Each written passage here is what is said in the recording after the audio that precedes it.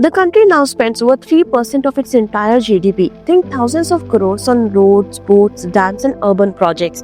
It's an infrastructure gold rush, and the government has promised double-digit growth in the coming years. A new report, Climate Risks and Insurance for India's Infrastructure by Climate Trends, reveals a startling pattern. Infrastructure expansion is accelerating fast in exactly the regions most vulnerable to climate disasters: floodplains, landslide zones, cyclone corridors. Meanwhile, insurance companies are quietly panicking. Every single insurer surveyed admitted that their current models can't keep up with evolving climate crisis. Two-thirds of insurers have raised premiums since 2015. But raising prices isn't solving the problem, it's creating a new one.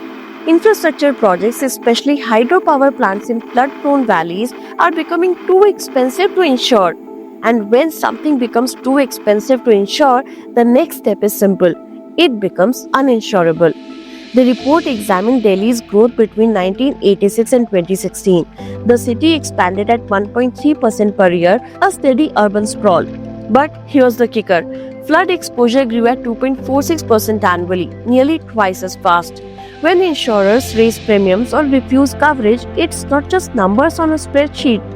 It means higher costs for taxpayers, slower development. Government becomes the insurer of last resort. Last year, natural catastrophe losses in India hit $12 billion, well above the previous decade's average. Most of that wasn't insured. Guess who paid? We are building cities faster than we can protect them, and the gap keeps widening. India is seeking billions in investment at global forums, promising infrastructure-led growth. But we are building this future on literally shaky ground.